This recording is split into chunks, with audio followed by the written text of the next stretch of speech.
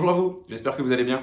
Je m'appelle Jérémy Monet, je suis diététicien nutritionniste, nutrithérapeute et spécialiste en nutrition santé. Je suis aussi le créateur du Nutriscope. Le Nutriscope, c'est un outil digital que j'ai mis en place pour vous aider facilement à apprendre ce que c'est qu'une alimentation équilibrée sans que vous n'ayez à manger de la salade verte midi et soir. Alors, que ce soit pour votre santé ou dans un objectif de perdre du poids, vous savez très bien que bouger suffisamment, être assez actif au quotidien est absolument essentiel. Moi, j'ai beaucoup de patients qui me disent qu'ils sont très conscients de cette réalité, mais le passage à l'acte n'est pas facile. Aujourd'hui, je vais donc faire en sorte de vous donner 10 astuces super simples pour vous aider à faire du sport plus facilement au quotidien. La première astuce, elle est plutôt évidente, c'est de faire un sport que vous aimez. Je sais qu'aujourd'hui, Instagram a pris une place importante dans notre vie, mais Instagram, c'est pas la vraie vie. C'est pas parce qu'on voit sur Instagram des gens qui font soit de la muscu, soit de la course à pied, que vous devez vous limiter à ces deux sports possibles. En réalité, si vous faites du curling, de la natation synchronisée ou même du patinage artistique, ça marche quand même, c'est du sport. Donc ne vous limitez surtout pas et faites un sport que vous appréciez. En plus, c'est le meilleur moyen de ne pas y aller à reculons et de faire en sorte que vous gardiez cette habitude sur du long terme. Si vous ne savez pas trop ce que c'est que votre sport préféré, n'hésitez pas à utiliser les cours d'essai. Quasiment tous les clubs maintenant vous proposent de faire 1 ou 2 cours d'essai pour être sûr que vous appréciez l'activité. Donc servez-vous de ça pour identifier le sport qui vous convient. Deuxième astuce, ne faites pas votre sport seul. Et ouais, c'est pas toujours super simple de se motiver lorsque l'on est tout seul. C'est assez simple de se dire à soi-même, moi j'ai pas envie d'y aller, bon bah j'y vais pas. Alors que si vous êtes à 2 personnes, la motivation va être décuplée. Et si vous avez un petit peu la flemme d'y aller, mais que l'autre personne est plutôt moteur et vous dit allez, on se bouge, bah ça va être plus compliqué pour vous de vous dire non à vous-même, mais aussi de dire non à cette personne. Et du coup, vous risquez d'être pris dans un engrenage plutôt positif qui va vous aider à bouger plus au quotidien. Donc cette personne, ça peut être votre femme ou votre mari, ça peut être un bon ami, ça peut être un ou une collègue de travail, ça peut être le voisin d'en face. Ça peut aussi être le crush sur lequel vous craquez, avec qui vous avez envie de passer plus de temps, peu importe. Si vous ne savez pas à qui demander, utilisez les réseaux sociaux. Vous allez sur Facebook ou peu importe votre réseau social et vous mettez la phrase suivante « Salut tout le monde, je souhaite me mettre au sport, qui voudrait m'accompagner ?» Et c'est sûr que vous aurez des petites candidatures pour être votre partenaire idéal. Troisième astuce, trompez votre esprit. En fait, pour faire simple, ce que je vous conseille, c'est de ne pas faire que du sport lorsque vous faites du sport. Je m'explique. Faire du sport, c'est bien, mais il est possible que parfois vous ennuyez un petit peu ou que vous trouviez ça un petit peu monotone. Par exemple, si vous faites du vélo d'appartement ou encore de la musculation avec des temps de repos entre chaque, parfois peut-être que le temps va vous paraître un petit peu long et ça risque d'entacher un petit peu votre motivation. Du coup, je vous conseille vivement de faire 2 choses en même temps, c'est-à-dire faire votre sport et en même temps vous écoutez de la musique, vous écoutez un podcast. Si c'est chez vous, vous mettez votre programme préféré à la télé, vous pouvez même mettre un film ou une série en même temps. Et puis si vous êtes plusieurs, vous pouvez aussi parler avec votre partenaire. Personnellement, moi je collectionne les vinyles, j'en ai un petit peu plus de 200. Et quand je fais de l'activité physique à la maison, je prends quasiment plus de temps à choisir le vinyle que je vais écouter qu'à choisir mon exercice. Et quand je lance le vinyle, je me mets en tête de bien écouter l'album, de bien me concentrer sur les paroles de la personne qui chante, etc. Du coup, certes, je fais du sport, mais en même temps, je découvre un bon album ou je redécouvre un bon album, et ça rend les choses beaucoup plus simples. Donc en gros, ne vous dites pas seulement quel sport je vais faire aujourd'hui, mais dites-vous plutôt quel album de mon artiste préféré je vais écouter, qu'est-ce que je souhaite apprendre grâce à un podcast, quel épisode de ma série préférée je vais pouvoir regarder, ou encore quel sujet va-t-on bien pouvoir aborder avec mon partenaire d'activité physique. À vous de trouver votre truc, dites-moi en commentaire qu'est-ce qui marche bien pour vous, et je vous dirai un petit peu ce que j'en pense. Quatrième conseil, prenez rendez-vous avec vous-même. En clair, ne vous dites pas juste « demain je vais faire du sport ». C'est pas assez engageant, c'est pas assez précis. Essayez plutôt de formuler une phrase qui répond à ces différentes questions. Quel sport? Combien de temps? À quelle heure? En faisant quoi? Avec qui? Et en portant quelle tenue? Ainsi, vous allez ancrer dans votre esprit une sorte de rendez-vous, une sorte de promesse que vous avez fait vis-à-vis de vous-même. Et du coup, le passage à l'action, il sera beaucoup plus facile. En gros, dans un premier temps, on va avoir « demain, je vais faire du sport » ou alors « demain, de 18h à 18h45, avec Christian dans le parc Montsouris, je vais aller courir en écoutant un podcast et en portant ma tenue noire et orange. » Ça, c'est une promesse. Ça, c'est un rendez-vous que vous avez pris avec vous-même et ça, c'est l'assurance que ce fameux rendez-vous avec Christian, vous allez l'honorer et que vous allez aller courir. Ce qui peut aussi aider, c'est carrément de mettre ce rendez-vous dans votre agenda ou même de mettre une alarme pour vous rappeler que vous avez prévu d'aller courir. Et n'hésitez pas aussi à déjà préparer vos affaires de sport la veille ou le jour même. Ainsi, vous n'avez pas besoin de repasser chez vous pour prendre votre sac de sport. Et ça vous évite de passer par la case canapé et de ne jamais en bouger les fesses par la suite. Cinquième conseil, voyez à court terme et donnez-vous des objectifs atteignables. On a tendance à se fixer des objectifs qui sont trop ambitieux ou qui sont trop loin dans le futur. Par exemple, cet été, je veux faire une taille 36. Ou alors, avant cet hiver, je veux les mêmes pectoraux que Ryan Gosling. C'est pas une bonne idée, ce sont des objectifs qui sont trop lointains. La bonne façon de faire, ce serait plutôt de dire, avant cet été, dans l'objectif d'avoir un taille 36 ou les pectoraux de Ryan Gosling, je vais prendre l'engagement d'aller à la salle de sport 3 fois par semaine. Ainsi, vous vous concentrez sur le moyen d'atteindre votre objectif, et pas sur votre objectif.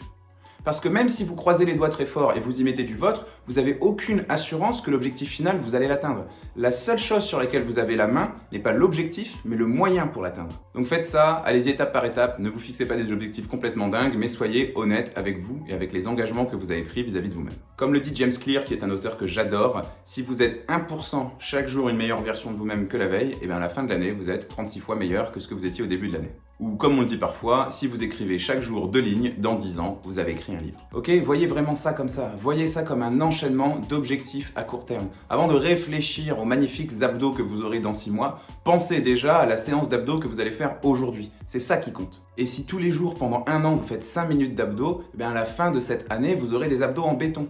Certes, sur l'instant, vous allez vous dire que ça sert à rien, mais cette somme de petites actions va mener à un joli résultat.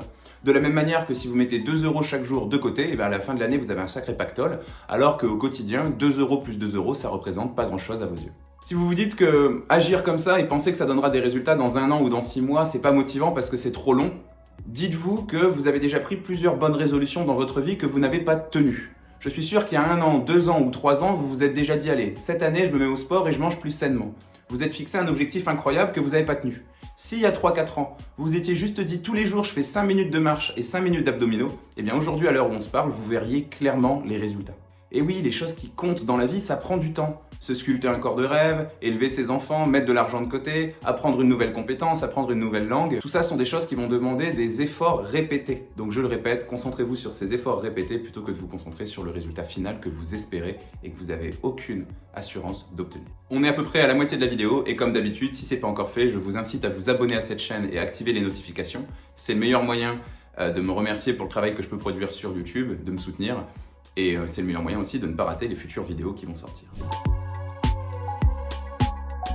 6e conseil, il n'y a pas que le sport dans la vie. Et oui, on vous parle de sport, de sport, de sport. En réalité, on devrait vous parler d'activité physique. Ça compte tout autant. Pour vous prouver ça, je vous ai mis à l'écran un graphique qui compare les différentes activités entre elles et qui les classe de l'activité qui brûle le moins d'énergie tout en haut, c'est-à-dire le sommeil, à celle qui en brûle le plus tout en bas, c'est-à-dire une compétition sportive. Si vous regardez ce graphisme, vous allez voir que parmi les 10 activités qui brûlent le plus d'énergie, on retrouve marcher avec un bon rythme, danser, tondre la pelouse, se déplacer à vélo, jouer au loup glacé ou sur un trampoline, et se déplacer en skate ou en trottinette. Ça veut dire que parmi les 10 activités physiques qui brûlent le plus de calories, donc qui brûlent le plus d'énergie, il y en a 6 qui ne sont pas des sports, qui sont des activités physiques. On pourrait facilement rajouter à ça le bricolage ou le jardinage. Par exemple, je me souviens d'une famille qui était venue me voir en consultation et ils avaient du mal à se mettre au sport. Eh bien, je les ai aidés à bouger plus en organisant 2 fois dans la semaine des tournois de Nerf dans leur maison et dans le jardin. Ça a vraiment bien plu aux enfants, vous imaginez, et ils sont dépensés. J'ai aussi aidé un papa à bouger plus avec son fils en construisant une cabane dans les arbres. Ça leur a permis de passer un bon moment père-fils et en plus, il s'est grandement dépensé sans forcément avoir l'impression de faire du sport. Je le répète, l'important, c'est de bouger, c'est pas forcément de faire du sport. 7e conseil, les enfants ne sont pas un obstacle. Ça fait une dizaine d'années que je suis nutritionniste et pendant toutes ces années, j'ai beaucoup de patients qui m'ont dit « Ah mais vous verrez, quand vous serez parent, vous ne pourrez plus faire d'activité physique ».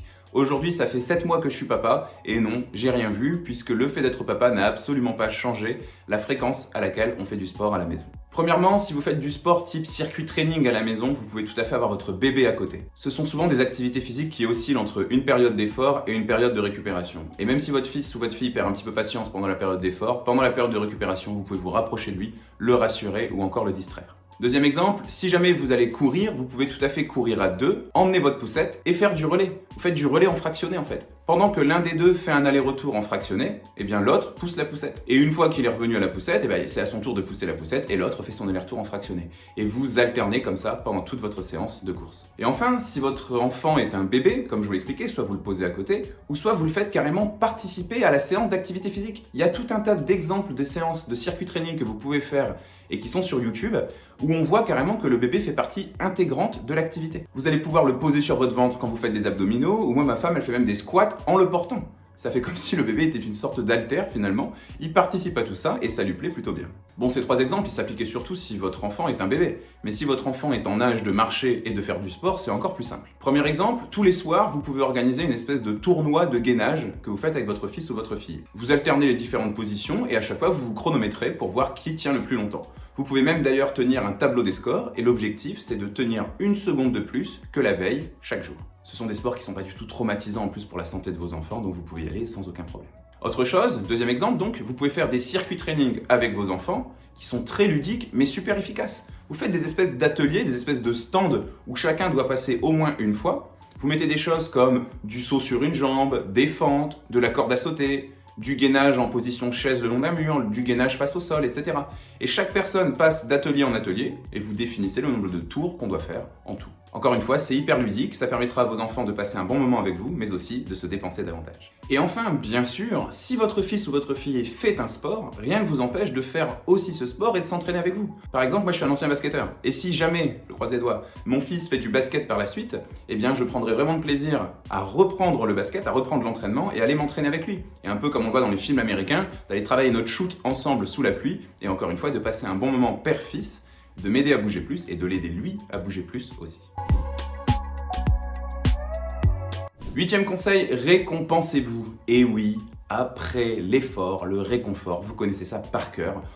On a beau ne plus être des enfants, c'est quand même agréable d'avoir une petite récompense. Et alors là, vous allez me dire, oui, mais la récompense d'être en bonne santé, avoir un corps un peu plus sculpté. Ok, je suis d'accord avec vous. Mais ça, au quotidien, c'est pas forcément une motivation ou une récompense qui va vous suffire. Donc n'hésitez pas à avoir des récompenses concrètes, précises, et vous savez quand est-ce qu'elles vont tomber ces récompenses et qu'est-ce qu'il faut que vous fassiez pour les obtenir, comme une espèce de contrat que vous passeriez avec vous-même. En gros, le modèle de phrase à faire, c'est « si j'arrive à faire telle activité sur telle durée, alors je m'offre telle récompense ». Donc par exemple, si j'arrive à faire de la marche nordique 4 fois par semaine pendant 2 semaines, alors je m'offrirai un massage taille. Je vous invite d'ailleurs à faire pause dans la vidéo. Prenez cet exemple de phrase, remplissez-le et mettez-le moi en commentaire et je vous dirai un petit peu ce que j'en pense. D'ailleurs, ce contrat, vous pouvez le passer à 2 aussi, et pas forcément avec une personne qui fait du sport. Avec un ami, avec quelqu'un de votre famille, ou votre mari ou votre femme, vous pouvez lui dire, bah écoute, si jamais je me tiens à un tel objectif, par exemple aller à la salle 3 fois par semaine, et bien dans ce cas-là, tu m'offres un dîner aux chandelles par exemple. Mais si vous ne tenez pas votre engagement, c'est à vous de le payer le dîner aux chandelles. Vous voyez, vous faites une espèce de contrat, une espèce de promesse qui va vous inciter à rester motivé. Et côté récompense, faites-vous plaisir, hein, on s'en fout un peu. Quelque chose qui vous parle quoi finalement. Ça peut être un massage, ça peut être un dîner, ça peut être un voyage, ça peut être un objet, ça peut être un vêtement, peu importe, tant que ça vous ressemble et tant que ça vous fera plaisir de l'obtenir une fois que vous aurez respecté votre promesse.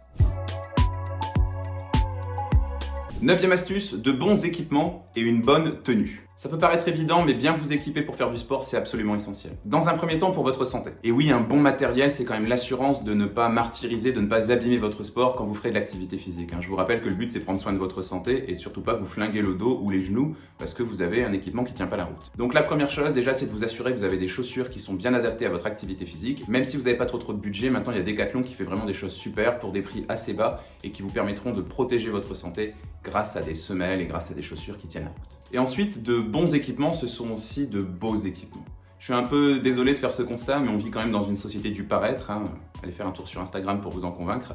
Et mine de rien, avoir des équipements qui vous plaisent, c'est aussi quelque chose qui va faciliter le passage à l'acte et le maintien de cette bonne habitude que de faire du sport régulièrement. C'est important que vous trouviez une tenue dans laquelle vous vous sentez à l'aise, dans laquelle vous trouvez beau ou belle, afin de pouvoir l'enfiler plus facilement au quotidien. Par exemple, moi j'ai un problème avec les chaussettes. J'ai une quantité de chaussettes assez incroyable. Et quand je vais à la salle de sport, je suis super content de prendre du temps pour bien choisir ma petite paire de chaussettes qui va bien avec mon haut. Alors ça sert pas à grand chose parce qu'en général je vais à la salle à 6 h du mat et on est 3 pecnos dans la salle et croyez-moi qu'ils n'ont pas grand chose à faire de la couleur de mes chaussettes, mais je sais pas, je suis content. Quand je vois le reflet, je trouve que c'est rigolo, ça me plaît et ça me motive à faire plus de sport. Vous pouvez trouver ça complètement bidon, peu importe, mais trouvez-vous votre paire de chaussettes ou votre petit truc dans votre style qui vous motive un petit peu et qui vous aide, encore une fois, à passer à l'action et à faire plus de sport au quotidien.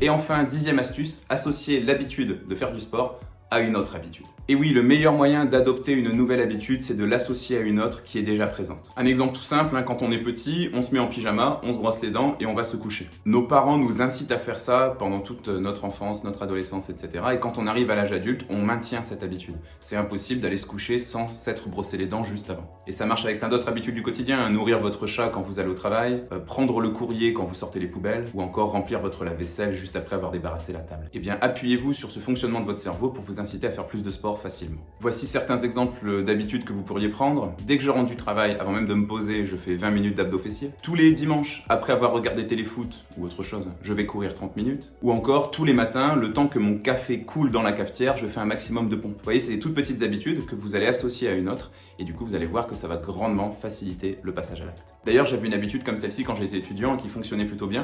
J'avais mis une barre de traction en travers de mes toilettes. À chaque fois que j'allais aux toilettes dans la journée, je devais faire un maximum de traction. Alors au début, c'était un peu pathétique, je faisais même pas une traction, mais finalement, petit à petit, au fur et à mesure dans l'année, j'ai pris l'habitude d'en faire de plus en plus et à la fin de la première année scolaire, je faisais 15 tractions sans aucun problème.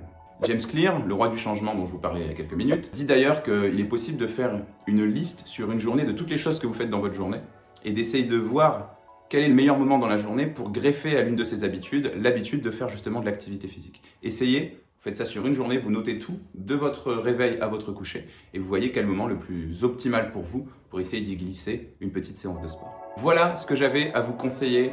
J'espère que cette vidéo vous aura plu et qu'au moins une de ces astuces vous sera utile. Bien sûr, si la vidéo vous a plu, je vous invite à laisser un like et à vous abonner à la chaîne. Moi, je vous retrouve ici ou sur tous mes réseaux sociaux et je vous dis à très bientôt. Salut!